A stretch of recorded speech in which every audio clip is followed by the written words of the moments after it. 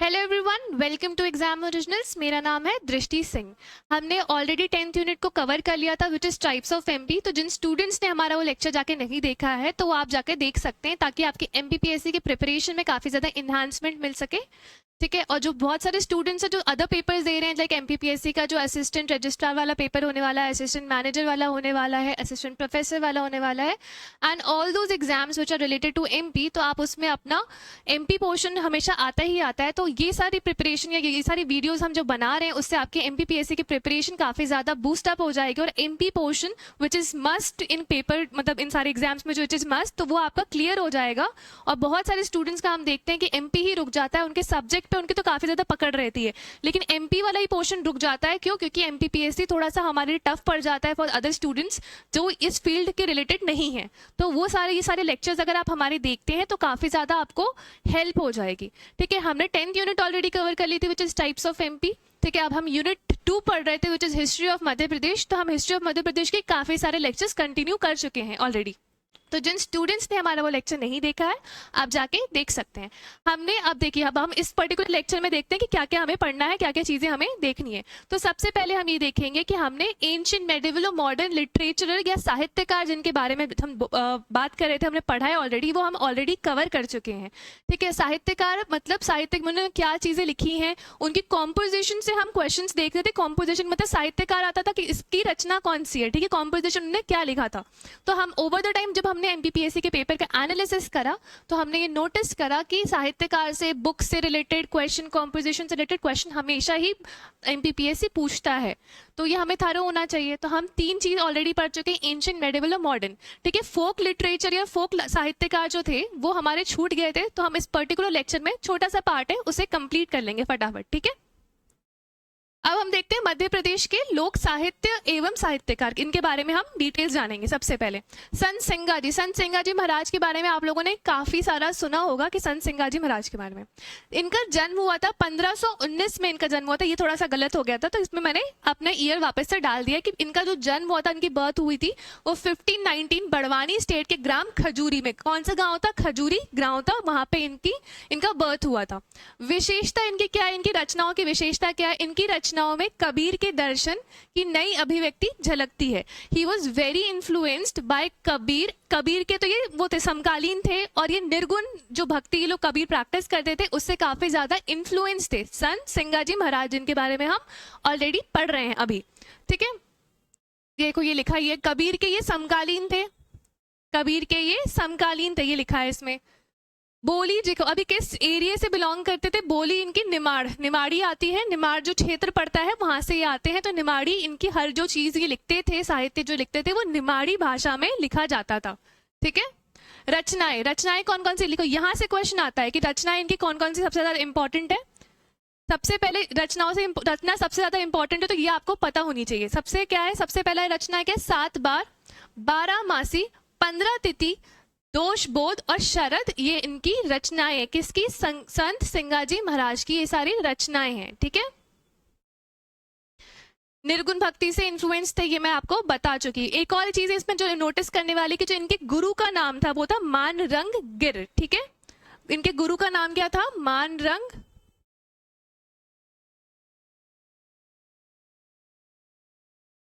गिर।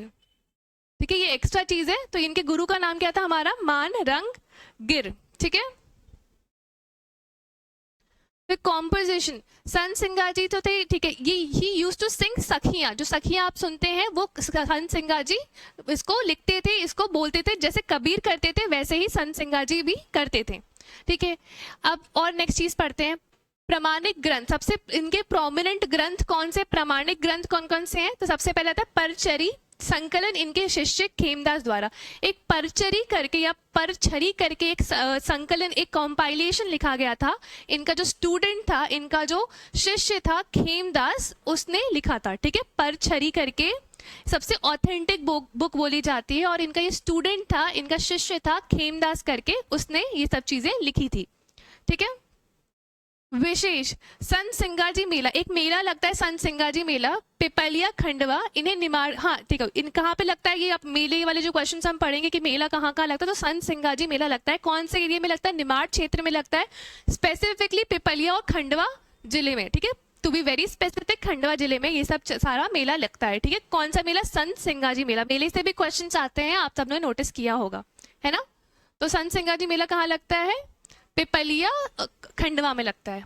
अब ये सबसे इंपॉर्टेंट क्या है? इन्हें निमाड़ का कबीर कहा जाता है। इन्हें निमाड़ का कबीर कहा जाता है। इन्हें निमाड़ का, देख लीजिए आप सब लोग, ठीक है,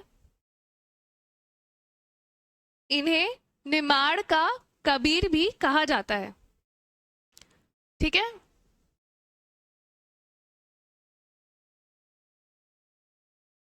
आगे बढ़ते हैं। नेक्स्ट है एक और इंपॉर्टेंट जो चीज इसमें आती है, 800 ऑफ हिज बुक, जो कंपाइलेशन है, 800 of his work has been compiled into one book, जिसको हमने नाम दिया था अनहड़ का नाड़, ठीक है। मैं लिख देती हूं यहाँ पे, अनहड़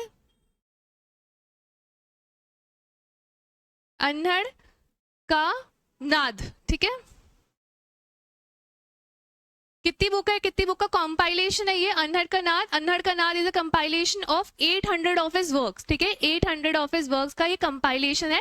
कौन सा? अनहड़ के ये नाद, ठीक है। ओके, ये सब कंप्लीट हो गया, लिख लीजिए आप लोग।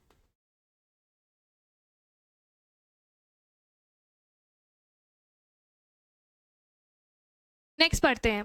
नेक्स्ट हमारे हैं, यहाँ तक हमारा हो गया। इंपॉर्टेंट क्या क्या चीजें थी? एक बार सबसे पहले तो उनका जन्म कहाँ हुआ था? 1519 में इनका जन्म हुआ था। कहाँ पे हुआ था? ग्राम खजूरी में। और इनके ये कबीर पंथी थे, कबीर के समकालीन थे, और ये काफी ज्यादा इन्फ्लुएंस थे निर्गुण भक्ति से, ठीक है। कबीर के समकालीन थे। बोली इनकी निमाड़ी थी। रचनाएं इनकी इंपॉर्टेंट है, सबसे ज्यादा रचनाएं इंपॉर्टेंट है, पता होना चाहिए। रचनाएं है 7 बार, ठीक है, 12 मासी, 15 तिथि और दोष बोध शरद, ये भी इनकी रचनाएं हैं। प्रमाणिक जो ग्रंथ है वो कौन सा है? परचरी करके आया, जिसका संकलन करा था उनके जो शिष्य थे, उनके जो स्टूडेंट थे, ठीक है। क्या नाम था उनका? खेमदास। उनने इनका संकलन किया था, ठीक है। और 800 of his work has been compiled into a book, जिसको हमने नाम दिया था अनहड़ का नाद, इसका नाम रखा था हमने, ठीक है। क्लियर? अब हम नेक्स्ट पढ़ते हैं।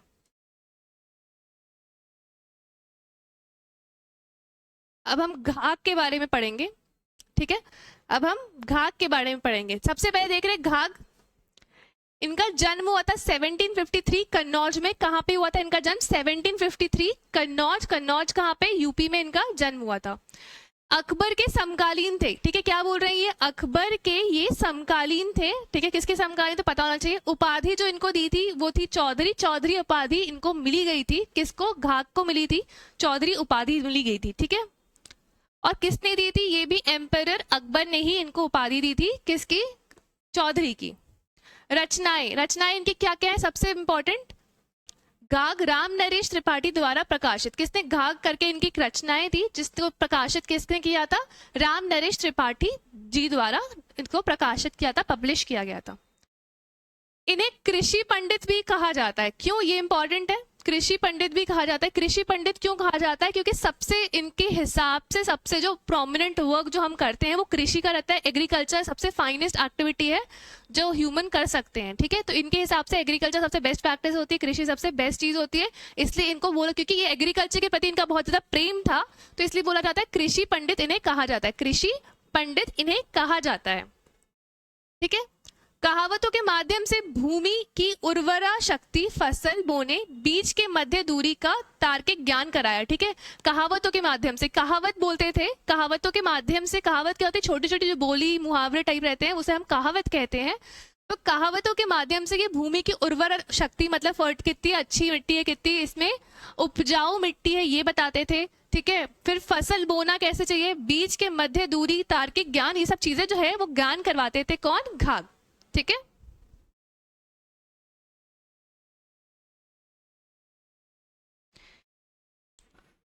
ओके, कृषि पंडित इन्हें कहा जाता था, ये सब हमने पढ़ लिया है। घाघ का ओरिजिनल नाम क्या था? देवकली दुबे। कहीं लिखा नहीं है ना इसमें? देवकली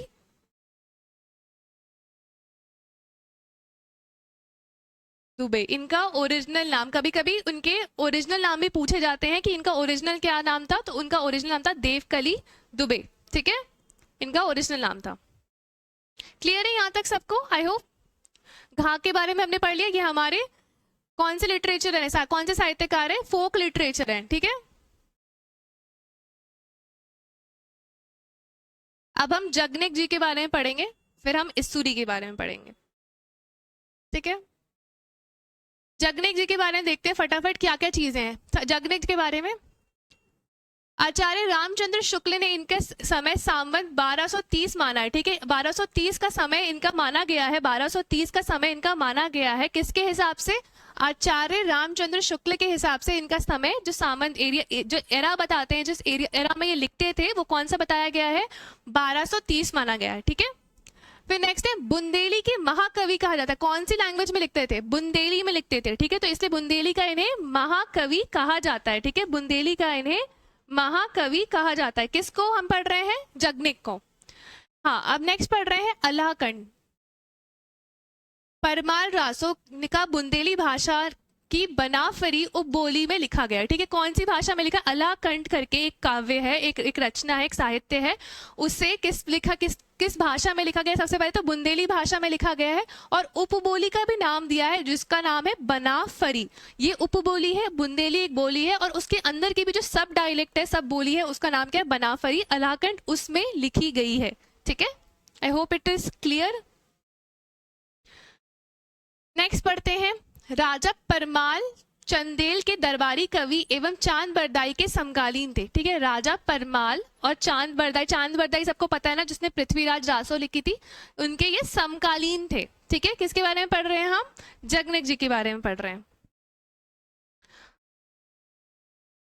कॉम्पोजिशन, इनने सबसे ज्यादा कॉम्पोजिशन क्या लिखा था? परमाल रासो, ठीक है। रचनाएं इनकी, रचनाएं से ज्यादा क्वेश्चन आता है, तो इनका रचनाएं सबसे परमाल रासो या अलाखंड।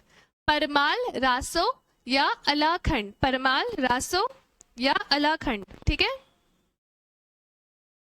अलाखंड जो है एक महोबा डायनेस्टी थी। महोबा इज अ प्लेस जो यूपी के साइड, यूपी और एमपी के बॉर्डर लाइन एरिया में आता है महोबा। तो महोबा एक प्लेस का नाम है। अब महोबा एक डायनेस्टी भी होती थी। महोबा की जो डायनेस्टीज थी उसके बारे में अला, जो ये लिखा गया है अलाखंड, वो उनके बारे में, उनके ऊपर लिखा गया है, ठीक है। ठीक है, इसमें स्पेसिफिकली दो हीरो की बात करी गई है, जो टू हीरोज ऑफ महोबा, जिसका नाम था, एक था अल्लाह और एक का नाम था उदल, ठीक है। इनकी हीरोइक जो उनने सब चीजें करी है उसके बारे में वर्णन करा गया है स्पेसिफिकली अल्लाह खंड में, ठीक है। बुंदेली भाषा में थी। जो बुंदेल वाला एरिया कौन सा लग जाता है? बुंदेल वाला एरिया अपना ये यूपी एमपी का जो बॉर्डर लाइन एरिया होता था, वो अपना वो वाला एरिया लग जाता है, बुंदेलखंड वाला। तो वही की ये रचना है अल्लाह खंड, ठीक है। कौन सी भाषा में? बुंदेली भाषा में, ठीक है। नेक्स्ट पढ़े, अलाखंड टाइप का जो सॉन्ग है, वो फोक जो है, वो कहा सॉन्ग भी है, वो कब गाया जाता है? स्पेसिफिकली रेनी सीजन के टाइम में इसे गाया जाता है, ठीक है।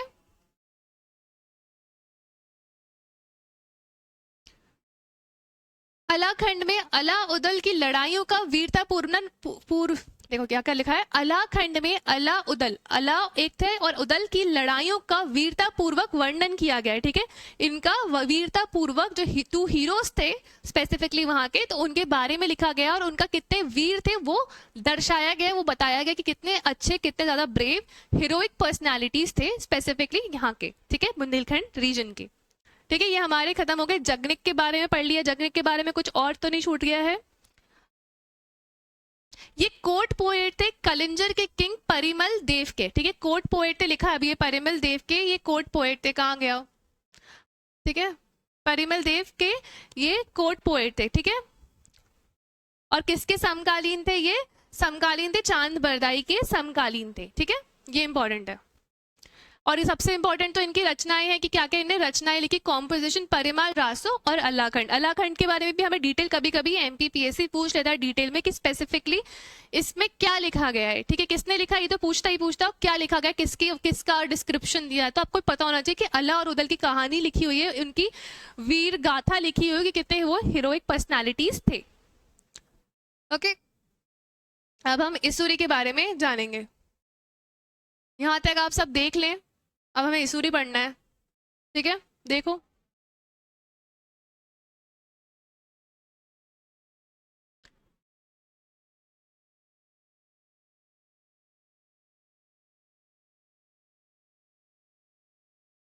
नेक्स्ट हम पढ़ रहे हैं इसूरी।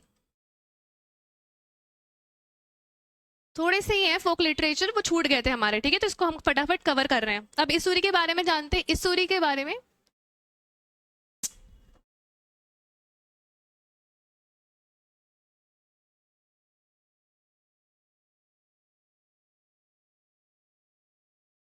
ठीक है, इनका जन्म हुआ था, जन्म इनका हुआ था, बर्थ कब हुई थी? 1890 उत्तर प्रदेश के झांसी के निकट मेड़की गांव में इनका जन्म हुआ था। ठीक है, उत्तर प्रदेश के निकट कौन से? झांसी जो आता है, झांसी यूपी में आता है, झांसी के निकट मेड़की गांव में इनका जन्म हुआ था।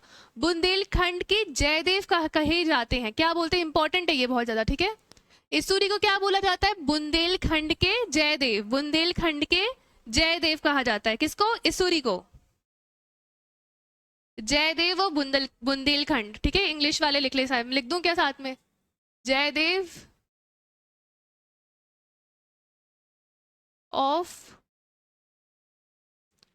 बुंदेलखंड, ठीक है, इनको जयदेव बोला जाता है, बुंदेलखंड का जयदेव इन्हें बोला जाता है। ठीक है, इनके द्वारा फाग की रचना की गई है। इनके द्वारा किसकी रचना करी गई है? इनके द्वारा फाग की रचना करी गई है। और इनकी कॉम्पोजिशंस के बारे में पढ़ते हैं। कॉम्पोजिशन बहुत इंपॉर्टेंट है। सबसे पहले इसूरी की फागे, इसूरी प्रकाश, इसूरी सत्सई, प्रेमिका रजऊ। ये तब तो आप नाम गेस कर लोगे कि किसने लिखा था, ठीक है। ये थोड़ा सा है कि प्रेमिका रजऊ किसने लिखा था, तो प्रेमिका रजऊ भी इसूरी ने ही लिखा था, ठीक है, प्रेमिका रजऊ भी इसूरी ने ही लिखा था, ठीक है, प्रेमिका रजऊ। बुंदेलखंड के ये फोक लिटरेचर थे, बुंदेलखंड बुंदेली भाषा में लिखते थे। जयदेव ऑफ बुंदेलखंड बोलते थे इनको, इसूरी को। इनको प्राइड ऑफ बुंदेलखंड बोला जाता है, ठीक है। एक और चीज लिख लो कि जयदेव ऑफ बुंदेलखंड तो बोलते ही बोलते हैं और प्राइड भी बोलते हैं। इनको जयदेव ऑफ बुंदेलखंड तो बोलते ही बोलते हैं, उनको प्राइड ऑफ बुंदेलखंड भी बोलते हैं काफी, ठीक है। ये हमारा हो गया। इसूरी सहित गंगाधर व्यास और ख्यालीराम को वृहदयात्री कहा जाता है, ठीक है, ये इंपॉर्टेंट है। इसूरी सहित गंगाधर व्यास, किसको कहा जाता है इनको साथ में? गंगाधर व्यास और ख्यालीराम को वृहदयात्री कहा जाता है, ठीक है। इंपॉर्टेंट है थोड़ा सा कि किसको, दो तीन लोगों को मिला के क्या कहा जाता है? वृहदत्रयी, ठीक है, वृहदत्रयी कहा जाता है, वृहदत्रयी कहा जाता है। इंग्लिश में लिख दूं, वृहद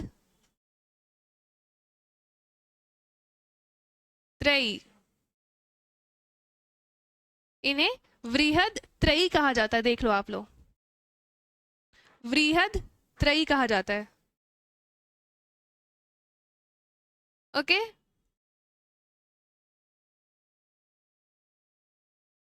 ये थे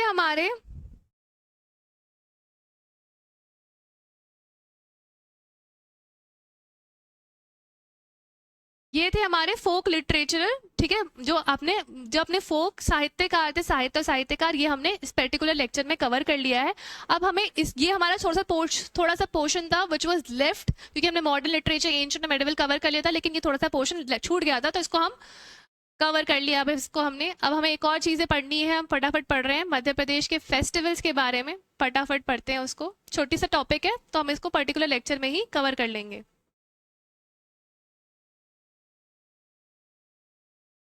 नेक्स्ट लेक्चर इसी के बारे में हमारा समारोह।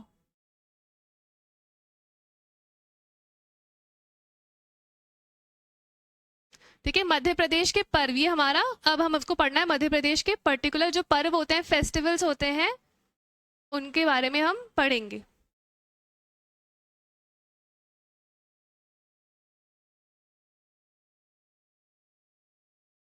आई होप सबको बराबर बड़ा दिख रहा है, इतना ही होता है। जूम मैंने सही करा है,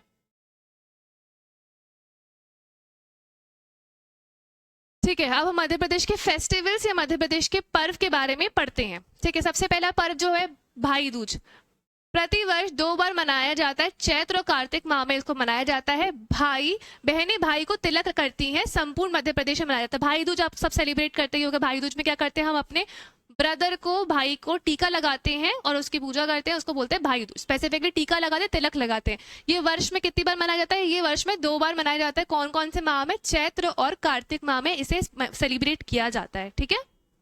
भाई दूज, जैसे हम राखी सेलिब्रेट करते हैं वैसे हम भाई दूज सेलिब्रेट करते हैं। ये तो बहुत सरल है, आप लोग इसे कैसे कर लोगे, क्योंकि भाई दूज हमेशा मतलब ऑलमोस्ट सभी लोग सेलिब्रेट करते हैं भाई दूज, तो ये बहुत डिफिकल्ट है नहीं, भाई दूज इज क्वाइट इजी, समझ आ जाएगा सबको। नेक्स्ट फेस्टिवल जो हम सेलिब्रेट करते हैं वो है हमारा गणगौर। ठीक है, गणगौर थोड़ा सा अलग नाम है, गणगौर हर कोई सेलिब्रेट नहीं करता है मध्य प्रदेश में भी, तो गणगौर का क्वेश्चन भी आ सकता है। ठीक है, तो गणगौर क्वेश्चन, भाई दूज तो हम गेस कर लेंगे, गणगौर बिकम्स थोड़ा सा रिलेवेंट क्योंकि थोड़ा सा अलग है, सबको सब कोई सेलिब्रेट नहीं करता, नाम भी थोड़ा सा अलग है। तो अब इस पर्टिकुलर चीज के बारे में जान लेते हैं, इस पर्टिकुलर फेस्टिवल के बारे में जान लेते हैं। क्षेत्र कौन सा है इनका, क्षेत्र है इनका बुंदेलखंड, मालवा और निमाड़ क्षेत्र में इसे मनाया जाता है। गणगौर में, गणगौर कहाँ पे सेलिब्रेट किया जाता है, स्पेसिफिकली निमाड़ क्षेत्र में, बुंदेलखंड और मालवा क्षेत्र में इसे सेलिब्रेट किया जाता है गणगौर। ठीक है, शिव पार्वती की पूजा की जाती है। अब ये इंपॉर्टेंट है, गणगौर में किसकी पूजा की जाती है, ये भी आ जाता है क्वेश्चन की, गणगौर में किसकी पूजा की जाती है, तो गणगौर में शिव जी और पार्वती जी की पूजा करी जाती है। ठीक है, समय कौन सा, कब कब मनाया जाता है, चैत्र एवं भादो माह में, कौन चैत्र एवं भादो माह में सेलिब्रेट किया जाता है, कौन से फेस्टिवल, गणगौर।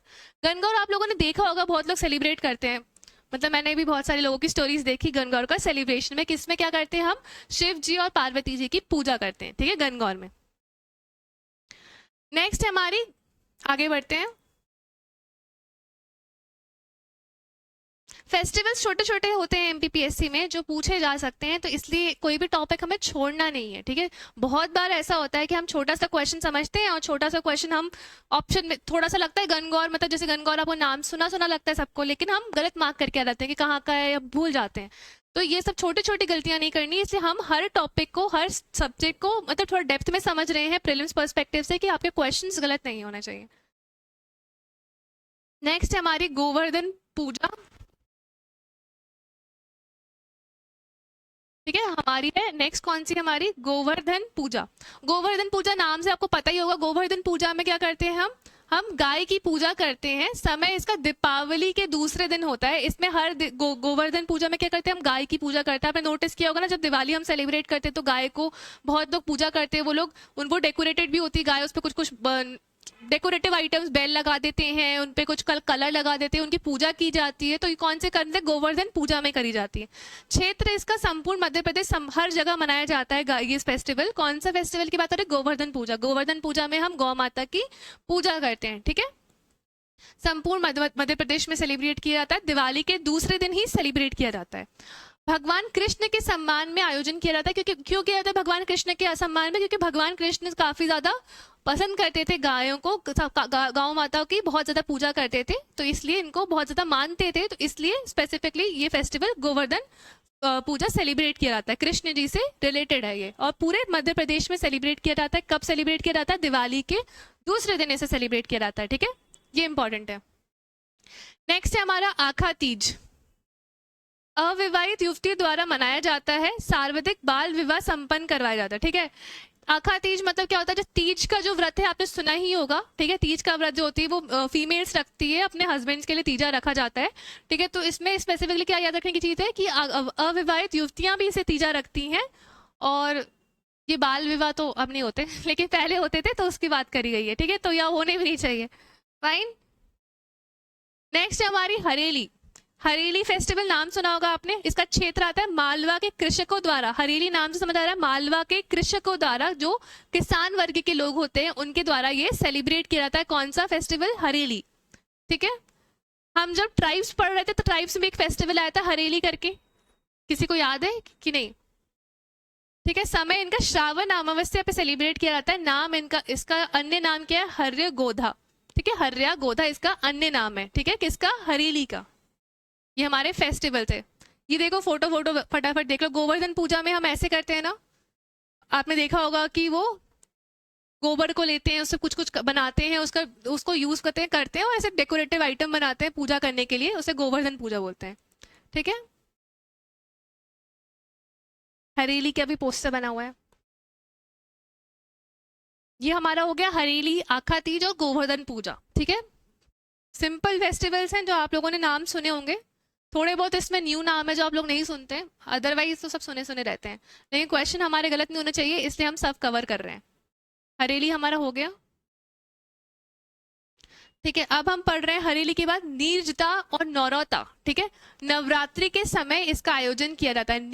नीरजा और नरौता, नीरजा और नरौता करके फेस्टिवल होता है जो नवरात्रि के समय, नवरात्रि का समय चल रहा है ना अभी, नवरात्रि के समय इसका आयोजन किया जाता है। कौन सा फेस्टिवल? नीरजा, और दूसरा का नाम उसका नरौता। ठीक है, नीरजा नाम याद रहेगा सबको, नीरजा एक मूवी आई थी, ठीक है, सोनम कपूर वाली नीरजा एक मूवी आई थी ना, इसमें वो एयर होस्टेस रहती है and she was very brave, तो वो मूवी से रिलेट कर लेना।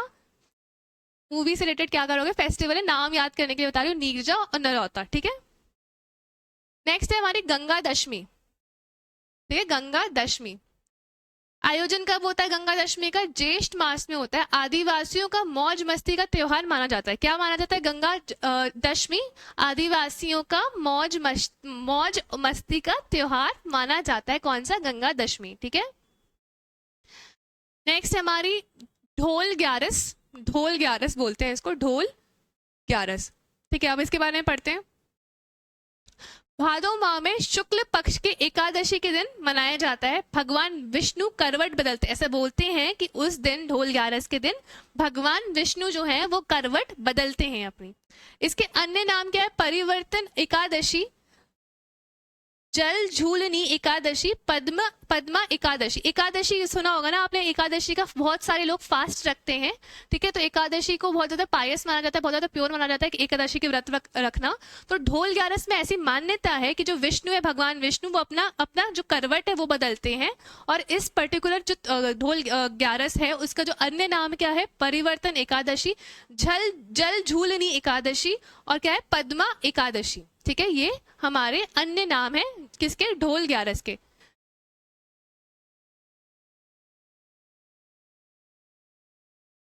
ठीक है,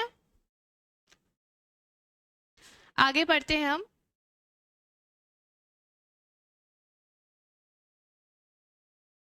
ठीक है, घड़लिया पढ़ लेते हैं पहले, फिर आगे बढ़ते हैं।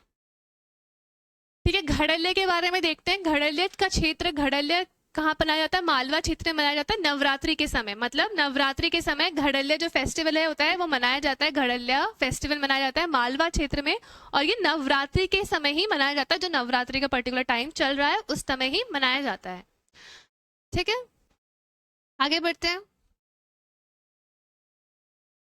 इसमें तो कुछ समझाने वाला था नहीं, सिंपल था ये।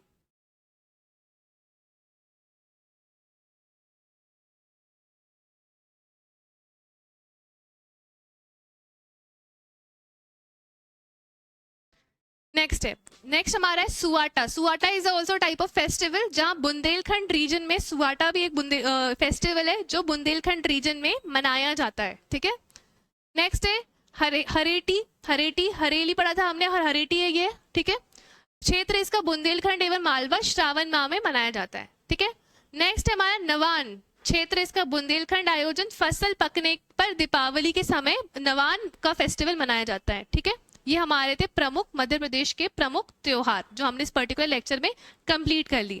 ठीक है, इसमें से आधे जो फेस्टिवल्स होंगे वो आप सबने ऑलरेडी सुने होंगे। भाई दूज हो गया, गोवर्धन पूजा हो गया, तो ये आपने ऑलरेडी सुना होगा। कुछ कुछ जो पर्टिकुलर जो फेस्टिवल के नाम थे वो हमने नहीं पढ़े थे, वो हमने नहीं सुने होते हैं, तो वही एग्जाम में अगर आ जाता है तो हमारे क्वेश्चंस गलत हो जाते हैं। तो इसलिए हमने इस पर्टिकुलर लेक्चर को कवर किया। इस पर्टिकुलर कोई भी टॉपिक को हम छोड़ेंगे नहीं, हर टॉपिक को कवर होना चाहिए, क्योंकि आपका पेपर नहीं रुकना चाहिए कोई भी नंबर से, कितने भी नंबर से, एक दो नंबर से नहीं रहना चाहिए। तो सब चीज़ों को हमने इसलिए पर्टिकुलर लेक्चर में कवर कर लिया था। अब हमने जो फर्स्ट हमने क्या, एंशिएंट मेडिवल मॉडर्न जो लिटरेचर साहित्यकार थे हमने उसे कवर कर लिया है ऑलरेडी। अब हम इस पर्टिकुलर लेक्चर में क्या क्या पढ़ लिया हमने? इस पर्टिकुलर लेक्चर में हमने फोक लिटरेचर या फोक साहित्यकार के बारे में जाना कि उन्हें क्या लिखा था, उन्हें क्या उपाधि दी गई, किसके समकालीन थे, उनकी कॉम्पोजिशंस के नाम पढ़े, और उनका जो ओरिजिनल नाम था वो भी हमने जाना। और ये हमने प्रमुख उनके जो फेस्टिवल्स थे वो भी हमने इस पर्टिकुलर लेक्चर में कवर कर लिए।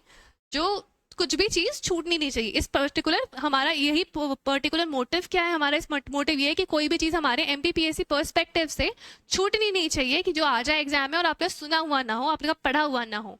ठीक है, तो I hope you like the lecture. अब हम नेक्स्ट क्लास में नेक्स्ट लेक्चर को कंटिन्यू करेंगे और नेक्स्ट टॉपिक पढ़ेंगे unit 2 which is history of MPC. Thank you.